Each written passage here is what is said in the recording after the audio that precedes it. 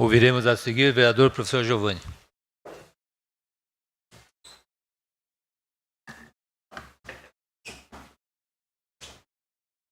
Tem 15 minutos com direito de concessão de apartes. Senhor presidente, Kiyoshi Hirakawa, senhores vereadores, público aqui presente. Começo a minha fala de hoje lembrando que no sábado nós tivemos, embora fosse sábado, nós tivemos um feriado e da importância desse feriado para o nosso país. Eu sempre tenho lembrado aqui, em datas festivas, fazendo uma conexão da história, porque a população precisa lembrar sempre. A história tem algo sempre a nos ensinar e por isso ela merece ser lembrada.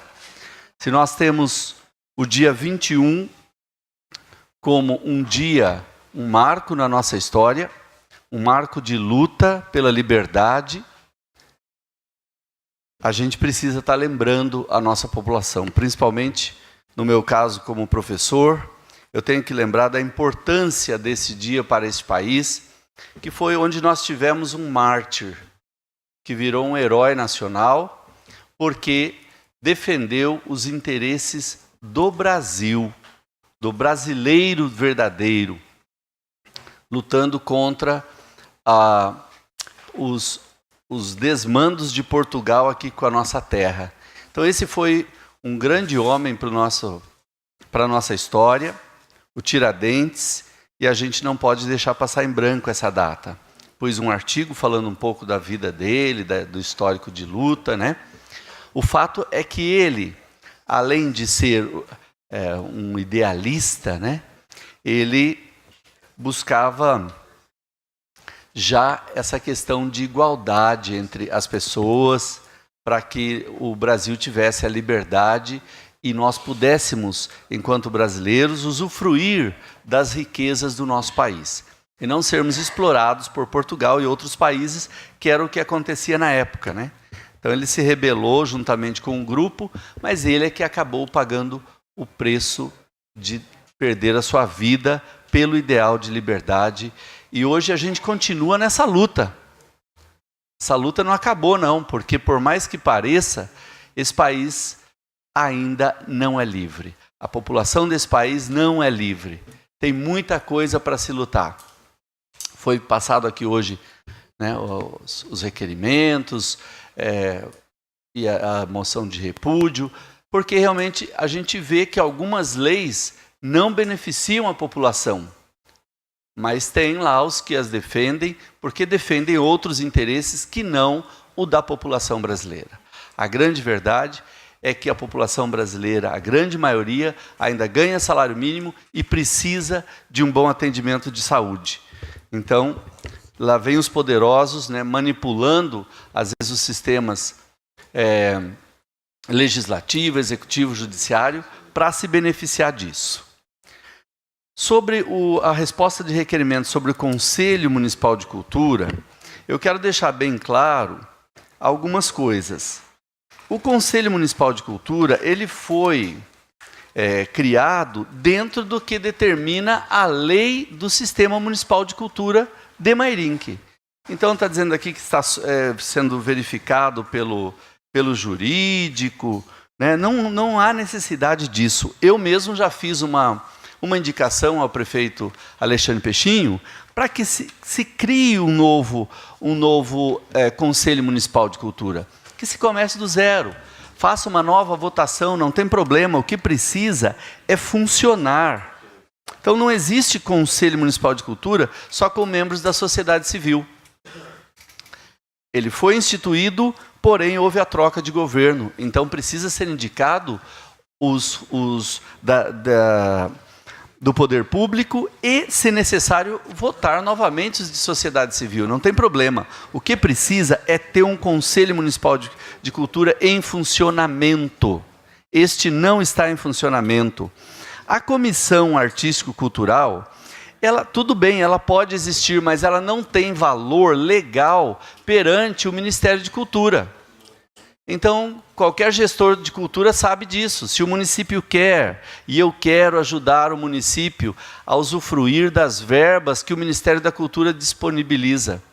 Mas para isso, a cultura tem que estar legalizada no município, pela lei do sistema que está, pelo Fundo Municipal de Cultura que nós aprovamos aqui outro dia, e agora sim tem que cuidar dessa questão. Então, a Comissão Artístico-Cultural, eu tenho o maior respeito aqui pelas pessoas que fazem parte da Comissão Artístico-Cultural, mas elas não têm, essa comissão não tem valor perante o Ministério da Cultura. Então, nós continuamos aguardando o prefeito tomar uma providência com relação ao Conselho Municipal de Cultura. Sobre a questão do fórum, eu acompanho há muitos anos essa luta, tenho falado já aqui e podem contar comigo.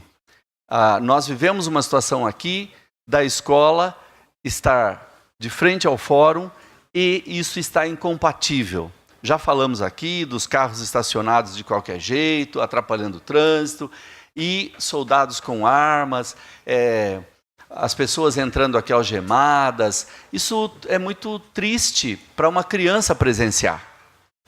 Não é? Não é nada educativo, é muitas vezes até motivo de produzir um trauma na criança. Então, a gente quer cuidar das nossas crianças. Agora, tem outras questões que precisam ser tratadas, né?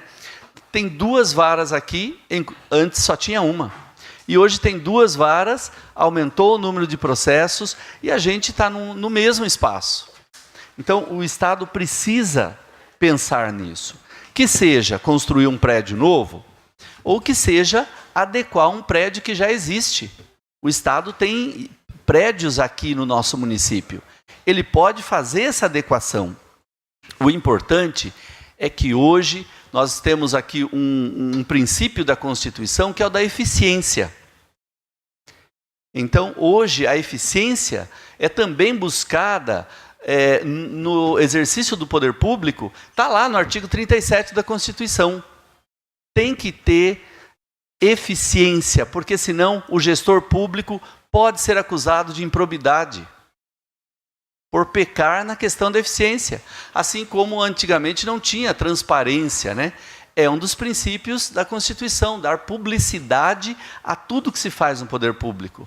Hoje você acessa os portais de transparência e você tem acesso a uma série de coisas. Então, é importante que o Estado tome uma providência. Nós recebemos hoje aqui um projeto que se busca construir uma policlínica. Nós vamos discutir isso numa outra sessão. Tem doação de terreno, desafetação do terreno público. Talvez não seja a saída. Talvez o município tenha algum prédio hoje que possa ser adequado para ter um atendimento da saúde melhor. Está lá o prédio da BHM, tem que sentar essa instituição BHM com prefeitura e chegar num determinador, num princípio comum. Nós temos esse prédio, o que é que nós vamos fazer com esse prédio? Vai ficar para sempre lá aquele prédio abandonado daquele tamanho? E daí o governo do estado construindo um outro prédio para fazer uma policlínica? Temos que pensar no princípio da eficiência. Hoje ninguém mais tem dinheiro sobrando para estar gastando em prédios, sendo que já tem um prédio. Então, assim, tem que resolver a questão do fórum. Essa questão é primordial. Tem que acontecer. Está de parabéns, Dr. Robson Cavalieri, pela inauguração do prédio da OAB e todas as pessoas que contribuíram para que esse prédio saísse. Eu tenho uma crítica à questão do local do terreno. Quando foi feita esta doação para aquele terreno lá do Cruzeiro B, OAB, Polícia Militar, Fórum, deveria ter sido visto melhor a questão do acesso, acessibilidade ao prédio. Porque hoje, por exemplo, as pessoas que vão àquele prédio muito bem feito, que foi inaugurado, eu acompanhei pelas postagens, as pessoas terão problema de acessibilidade. Não para entrar no prédio, mas é uma rua íngreme. Então tem que se pensar nessas coisas. Para benefício da população? Mas não é porque o terreno foi doado que poderia ter sido num lugar melhor. Mas já está feito.